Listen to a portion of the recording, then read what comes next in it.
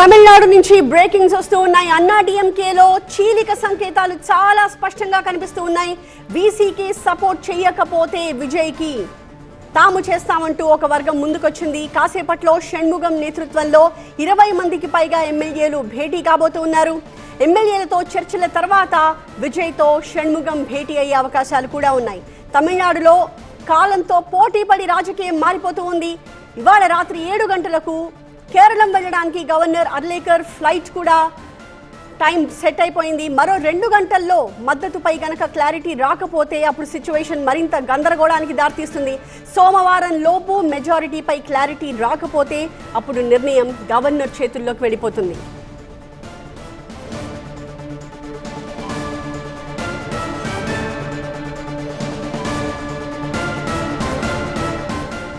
వాస్తవానికి ఇవాళ సాయంత్రం 4 గంటల కల్లా వీసీకే ఒక డెసిషన్ చెప్తాము అని చెప్పింది. సమయం 4 దాటింది. ఇంతవరకు వీసీకే నుంచి ఒక స్పష్టమైన ప్రకటన అయితే బయటికి రాలేదు. కానీ ఈ నేపథ్యంలో అన్నా డిఎంకే నుంచి మాత్రం ఒక వర్గం ముందుకొస్తోంది. ఒకవేళ విజయ్కి సపోర్ట్ చేయడానికి వీసీకే ముందుకు రాకపోతే తాము సపోర్ట్ చేయడానికి సిద్ధంగా ఉన్నామని చెప్పి ఒక వర్గం రెడీగా ఉంది. ఇప్పటికే షణ్ముగం నేతృత్వంలో 20 మందికి పైగా ఎమ్మెల్యేలు భేటీ అయ్యారు. ఎమ్మెల్యేలతో చర్చల తర్వాత విజయ్తో షణ్ముగం భేటీ అయ్యే అవకాశాలు కూడా కనిపిస్తూ ఉన్నాయి.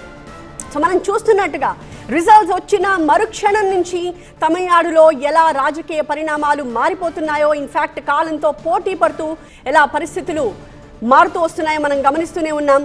అయితే ఇవాళ చాలా కీలకమైన పరిస్థితిని మనం చూస్తూ ఉన్నాము. ఎందుకంటే ఇవాళ రాత్రి 7 గంటలకి తమిళనాడు గవర్నర్ అర్లేకర్ కేరళం వెళ్ళడానికని ఫ్లైట్ బుక్ చేసుకుని ఉన్నారు. అంటే ఆయన ఫ్లైట్ 7 o'clockకి షెడ్యూల్ అయి ఉంది. సో 7 o'clock లోపే ఏదన్నా జరగాలి.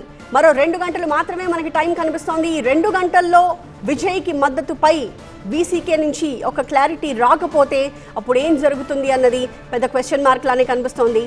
సోమవారం లోపు గనక మెజారిటీపై ఒక క్లారిటీ రాకపోతే అప్పుడు డెసిషన్ పూర్తిగా గవర్నర్ చేతుల్లోకి వెళ్ళిపోయే అవకాశాలున్నాయి.